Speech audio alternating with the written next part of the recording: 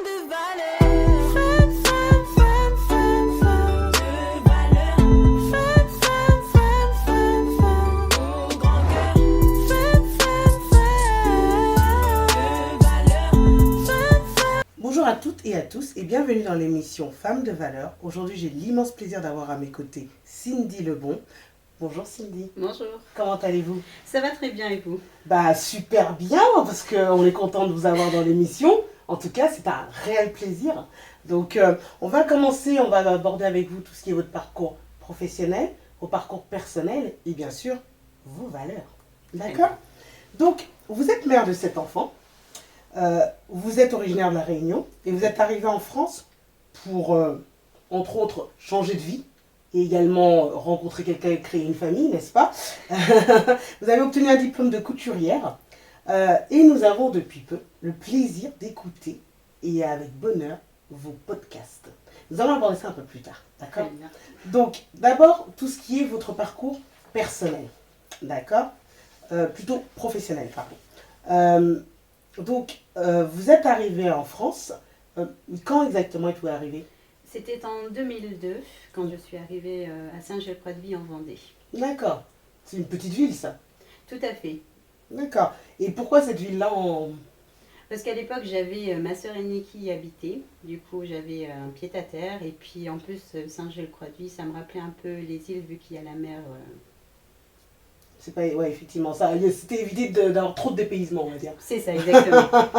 Cela ne doit pas être évident, justement, de quitter sa famille, ses racines, son environnement, ses amis. Comment, vous, avez-vous vécu ces premiers moments en France? Tout d'abord, comme il y avait ma sœur aînée, du coup, bon, moi, j'avais déjà quelqu'un que je connaissais. Et puis, finalement, avec le temps, on n'était pas très proches, nous, au niveau famille. Donc, je pense que le choix d'avoir quitté l'île m'a au contraire permis de me connaître moi parce que j'avais l'impression de ne pas avoir une vie à moi là-bas. D'accord. Donc par la suite, vous êtes arrivé en France, un peu comme tout le monde, vous avez fait des petits boulots dans différents secteurs comme la boulangerie, la restauration, la manutention, le libre-service. Et vous diriez que c'était plus pour des raisons alimentaires ou vraiment vous cherchiez votre voie en fait? Je pense que je cherchais plutôt ma voie. Mhm. Donc après, on essaie un peu de tout et surtout ce que propose le département, parce que surtout dans certaines régions, on a tendance à avoir plutôt de l'usine ou ce genre de choses. Et moi qui aime la mode et tout ce qui est sexy, côté féminin, c'est vrai que la Vendée n'était pas très porteur au niveau des métiers de femme. D'accord. Vous avez tout de même obtenu 2 formations diplômantes en libre-service et en couture. C'est d'ailleurs le diplôme de couturière qui vous donne aujourd'hui envie justement de devenir auto-entrepreneur. Vous avez ce projet-là de vie, peut-être pas aujourd'hui mais peut-être plus tard, on ne sait jamais. Pouvez-vous développer un peu vos attentes ou ce que vous attendez de ce projet? En quoi consiste-t-il? Je pense que comme j'avais une mère qui était couturière à la base, Mmh. et puis des tantes aussi, j'ai toujours été curieuse. Je dessinais pas mal à l'époque, j'aimais faire des vêtements, créer des vêtements, et puis je prenais des fois une aiguille, un fil, et j'avais des bouts de bas de pantalon, je faisais des petits hauts à un manche ou un truc comme D'accord. ça. J'avais déjà cette passion. Donc c'est vrai que la couture à La Réunion, j'avais pas eu l'opportunité de faire dans ce domaine. Mhm. Et quand je suis arrivée, je me suis dit, faut se lancer. Là, tu n'as plus de contraintes au niveau des parents. On ne peut pas choisir pour toi. Tu peux faire ce que tu veux. Tout à fait. Donc, vas-y, vis ta vie maintenant et fais ce que tu aimes. D'accord. Et du coup, là, vous attendez un petit peu d'avoir une possibilité pour monter ce projet, en fait. Tout à fait. D'accord. Donc, vous avez entendu, Cindy a un projet au niveau couturier. Elle aimerait bien être auto-entrepreneur dans le domaine. Si vous avez des possibilités, des moyens, vous pouvez l'aider ou bien vous connaissez des chemins pour y accéder, n'hésitez pas à nous contacter. Et puis, ça nous donnera un petit coup de pouce à Cindy. C'est Voilà. gentil. On va aborder maintenant un petit peu le parcours personnel, d'accord?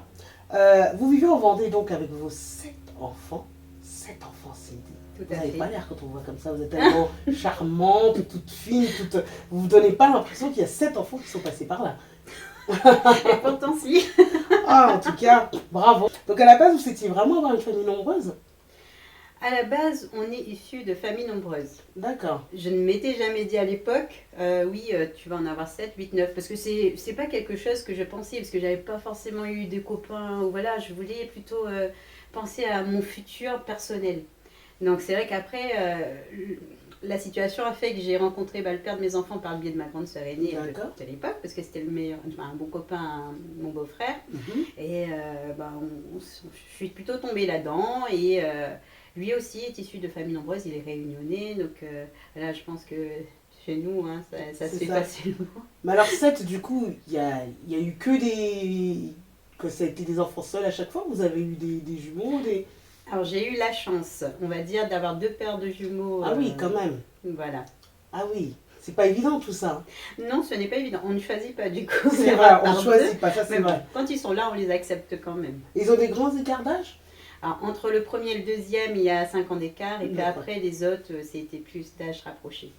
Ça doit pas être évident de les avoir tout petits, tous ensemble en même temps. C'est ça, j'ai connu, j'avais l'impression d'avoir des quadruplés à un moment donné, parce qu'ils étaient encore tout petits avec Ouais. des couches, et puis d'être enceinte, et donc Et c'était... Ah oui, je veux bien croire, hein. Moi, personnellement, je vous ai d'abord découvert dans une émission télévisée qui était dédiée justement aux familles nombreuses. On voit dans cette émission effectivement que vous donniez énormément à vos enfants en temps, en activité, en attention, et plus particulièrement à l'un de vos enfants, qui s'appelle Clément, qui apparemment, lui, est atteint de dysphasie. Vous pouvez nous expliquer ce que c'est la dysphasie? Alors pour mon Clément, moi, la dysphasie se résume tout simplement avec des difficultés scolaires au niveau de la compréhension.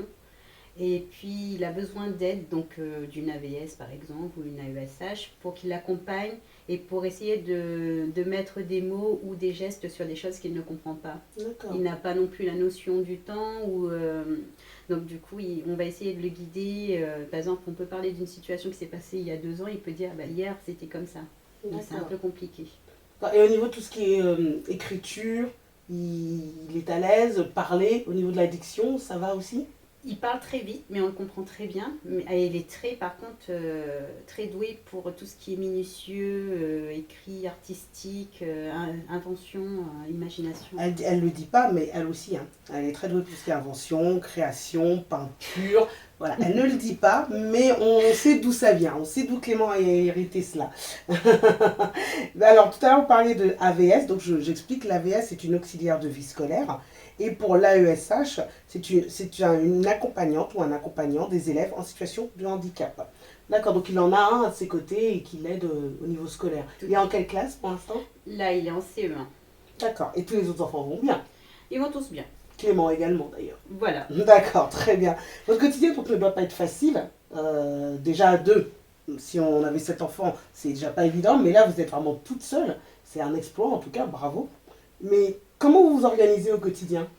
Alors du coup, moi, je ne m'organise pas vraiment parce qu'il y a toujours des imprévus et puis on fait toujours au feeling ou sur ce qu'il y a au moment présent. D'accord. Parce que nous, à chaque fois, on a remarqué, on programme quelque chose, il n'y a rien qui se passe comme je le voudrais à chaque fois. Ouais, mais bon, ça fait partie des aléas de la vie, quoi. C'est ça, et puis ça m'a permis aussi du coup, de toujours avoir une astuce, une idée de dernière minute qui fonctionne correctement, et puis on vit notre vie comme elle est. D'accord. Et il faudrait qu'elle écrive un livre, Les astuces et tus de Cindy, pour s'organiser à élever 7 enfants toute seule. En tout cas, vous êtes à la fois le père et la mère. Comment arrivez-vous à trouver des moments pour vous ressourcer? Comment vous gérez tout cela en fait? Ah, tout simplement quand ils sont à l'école, Mhm. parce que c'est bon, quand on a fait le ménage, et puis moi je suis quelqu'un d'assez rapide dans les gestes, donc ça c'est une capacité que j'ai, et merci Dieu. Donc j'arrive à trouver du temps pour moi, et puis à sortir, faire des randonnées, et puis là où j'habite, on est en campagne, il y a tout à côté, donc c'est génial. D'accord. Mais vous arrivez quand même à trouver tout ce temps. En fait, vous sortez un peu. C'est ça, je prends du temps pour moi, du bon temps pour moi. D'accord. Plus, c'est plus des activités, comment dire, artistiques, comme on disait tout à l'heure, vous savez créer, etc. Ou vous êtes plus à aller faire du sport, ou plus à aller dans la nature. Je varie, ce n'est pas tous les jours pareil, parce que des fois je vais me lasser, si j'écris trop, ça va m'ennuyer, et puis il faut que j'ai vraiment besoin de le faire. Mhm. Le dessin, c'est que j'ai pas autre chose à faire, et puis j'ai besoin de... Voilà, il faut que mes mains elles bougent tout le temps, ou D'accord. mes jambes, ça Les dépend. jambes aussi, ouais. Oh, mon corps tout entier, j'aime danser aussi, donc, donc voilà, non, je pense que c'est vraiment au feeling. Je D'accord. vois comment le temps il est, s'il fait beau, je sors, je vais marcher, prendre l'air, me ressourcer. S'il fait pas beau, ben, du coup, ben, on fait activité, et puis ben, voilà, quoi, on s'occupe. Bah, bien. Mais en fait, on voit vraiment que vous avez une tête bien faite dans un corps bien fait. En tout cas, vous n'êtes pas complètement déstabilisé par tout ce qui vous arrive, et gentil. surtout vos 7 enfants. Et c'est bien, c'est très bien. C'est un exemple, c'est bien. Il est normal, parce que de toute façon, il est normal parfois de craquer, surtout dans votre situation. Et moi, je me rappelle d'un message très émouvant pardon, que vous aviez posté sur Instagram, qui était destiné à vos enfants ou bien aux gens en général, de toute façon. vous vous livriez vraiment sur ce que vous ressentiez en tant que mère, au quotidien avec vos enfants. Mais c'était une livraison aussi au monde entier parce que plein d'autres femmes peuvent ressentir ce que Cindy ressent au quotidien à élever ses enfants. Qu'on en ait 1, 2, 5 ou 6 ou même 10, le sentiment d'une mère est souvent... On a souvent les mêmes sentiments, en tout cas, dans l'éducation de nos enfants. Est-ce que cela vous a porté du préjudice ou pas, justement, de vous livrer autant sur les réseaux, sur votre quotidien avec vos enfants ou même sur vos émotions? Alors oui, dans le sens où, comme c'est une première fois, je participais à une émission qui était connue. D'accord. Du coup, forcément, moi, on ne m'a pas prévenu, on m'a pas dit, bon ben, faites attention à ci ou à ça. Du coup, on m'a laissé comme ça. Et puis moi, j'aime écrire. Et quand j'écris, forcément, c'est parce que j'ai un besoin. Je n'ai pas beaucoup d'amis, je parle très peu à ma famille, je suis quelqu'un d'assez isolé, solitaire, mais par choix aussi, parce que j'aime bien ce moment pour moi, et si Tout à je ne fait. l'ai plus, je vais me perdre. Donc forcément, à un moment donné, bon, ben, j'avais envie, parce que les gens, ils me disaient qu'ils appréciaient ce que j'étais. Donc pour moi, c'était logique de me livrer tel que je suis. Donc comme j'aime écrire, et quand j'ai besoin de le faire, je le fais. Sauf que là, au lieu de mettre dans mon journal intime, j'ai eu confiance, malheureusement un peu bête et naïve, mais j'ai eu confiance parce que je pense que les gens sont comme moi. Mais au final, pas forcément. Ouais. Bon, j'ai fait l'expérience, maintenant on le sait. Mais après, les gens, ils prennent comme ils le veulent. Ils fait. sont libres aussi de penser, ils ont un vécu. Moi, j'ai un vécu différent. Et j'ai appris quand même à me détacher de tout ça. Aujourd'hui, oui, j'ose écrire, mais c'est juste que, bon, moi, j'ai eu la malchance d'avoir 2 journalistes qui m'ont pris mes textes, me l'ont déformé, et je ne savais pas. C'est des gens qui sont venus vraiment en m'insultant, en disant, mais vous êtes une mauvaise mère, vous n'avez pas honte de dire que vous regrettez vos enfants. J'ai dit, à quel moment j'ai dit ça? Tout à fait. Du coup, ils l'ont dévié dans ce sens-là, et puis bah, forcément, on passe pour une mauvaise mère ou celle qui fait des enfants pour l'argent ou ce genre de choses qu'on m'a toujours dit. Non, c'est pas évident effectivement lorsqu'on se livre aux gens ou on prend du temps pour parler de nos émotions. Il y a toujours des interprétations, c'est comme ça, il faut faire attention malheureusement. Il faut savoir se blinder, savoir se dire que bon, je me livre, mais bon, bah faut être prêt à ce qu'on va recevoir. On essaie de donner des bonnes choses, positives, etc. Mais malheureusement, c'est le monde, c'est la vie. On ne reçoit pas du tout on ne reçoit pas forcément tout le temps du positif à ce qu'on fait. On vit aussi malheureusement des choses négatives, mais ça fait partie de la vie, et la vie est belle, donc faut prendre tout ce qui vient avec. Tout à fait. Donc, vous pensez alors du coup vous êtes seul, etc. Et je me demandais, est-ce que vous avez pensé à vous remettre en couple? Parce que vous ne craignez pas que justement votre situation puisse être un frein pour quelqu'un qui viendrait vous aborder? Alors, à mon grand étonnement, même avant l'émission, j'avais déjà pas mal de prétendants. Ah, Mais malheureusement, ce ne sont pas des prétendants qui m'aimeraient pour ce que je suis au monde. d'accord. Donc moi, ce genre de situation, forcément, ça donne pas envie. Oui, ça donne pas envie, Et c'est puis normal. ça m'occupe beaucoup les enfants. Et puis moi, ce que j'aurais vraiment voulu, c'était plus passer du temps à avoir mon travail de chez moi pour m'occuper de mes enfants, ma vie, et me faire financièrement un bon pécule pour pouvoir offrir à mes enfants, par exemple, des voyages à La Réunion, Oui. pour voir leur famille, par Tout à exemple, fait. qu'ils ne connaissent pas. Donc ça, c'est plus mon projet de maintenant. Mais c'est vrai que si jamais, je ne crois pas trop au grand amour ni au coup de foudre, un Cupidon, je sais bien où il n'existe pas. Donc forcément, je me dis, si un jour ça devait tomber sur moi, ben, ça marchera. Mais si c'est pas là, c'est pas grave. Je vais pas aller chercher forcément. Non, non, c'est normal, vous laissez faire le destin. C'est ça. Bon, bah on espérera qu'il jouera bien en votre faveur, en tout cas. Nous, en tout cas, depuis peu, on est hyper contents, on est super contents à Bienga Events parce qu'on collabore avec vous sur vos podcasts. Et c'est un vrai bonheur, c'est des textes qui sont magnifiquement écrits, qui sont parlants, qui nous parlent en même temps du quotidien, de ce que nous aussi on peut ressentir par moment. Et justement, parmi ces textes, parce que je pense qu'on en est au 6e texte qui est diffusé sur les podcasts de Cindy, qui s'appelle d'ailleurs les carnets de Cindy. Voilà, ça s'appelle les carnets de Cindy. Et elle se livre sur ses émotions, sur son vécu. Et quand on écoute tout ça, ça nous parle énormément. Et justement, ce fameux texte que vous aviez dédié à l'époque à vos enfants, qui a été repris par des journalistes et manipulé, on l'a mis en podcast, nous l'avons livré effectivement dans les carnets de Cindy, qui s'appelle Par amour. Et franchement, il est plein d'émotions, il est percutant. Et nous, on a eu plein de retours positifs sur ce texte de Par amour.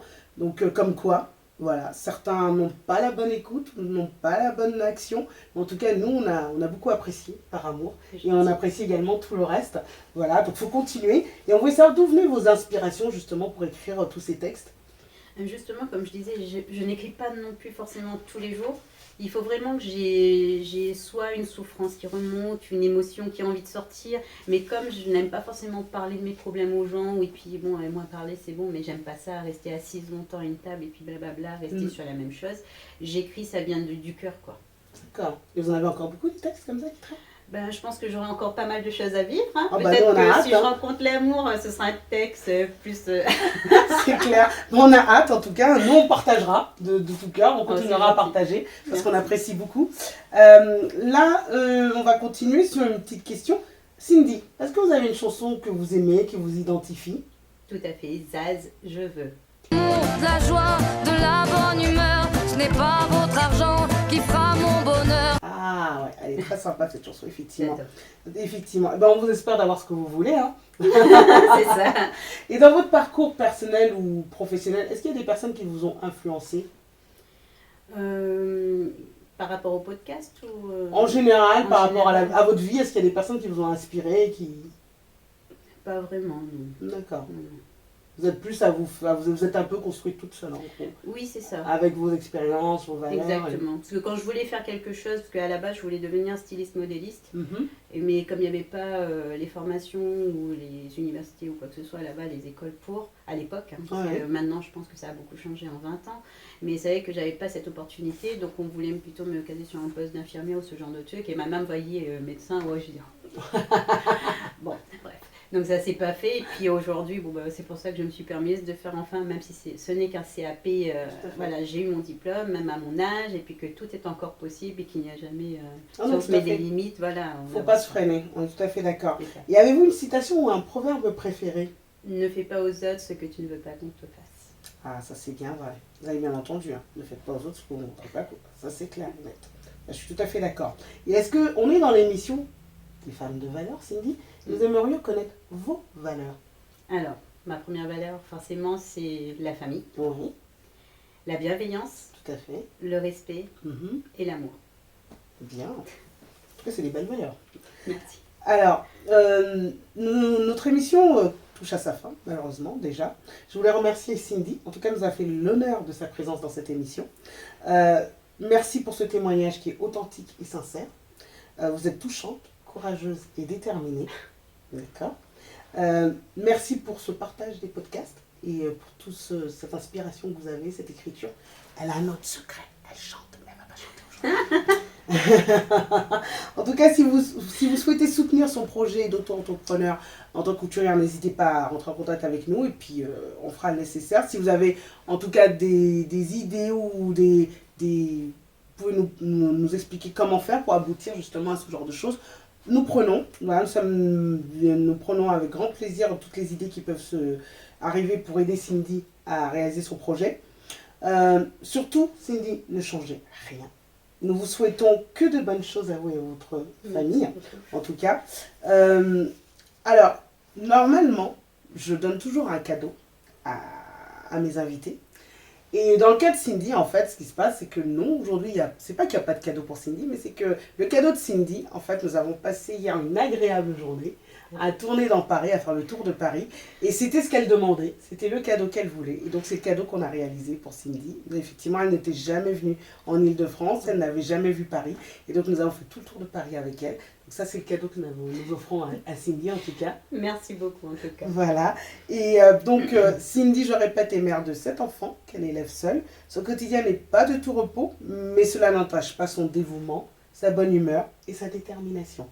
Son rêve, c'est de devenir auto-entrepreneur, on vous l'a dit, dans le domaine de la couture. Et nous invitons toujours à continuer à regarder, si vous ne connaissez pas, ou à découvrir les podcasts de Cindy, intitulés Les Carnets de Cindy, dans lesquels, par épisode, elle livre son vécu. Je vous remercie de nous avoir suivis dans cette émission et nous vous donnons rendez-vous prochainement avec une autre femme de valeur. Et en attendant, portez-vous bien. Au revoir. Merci. Au grand cœur.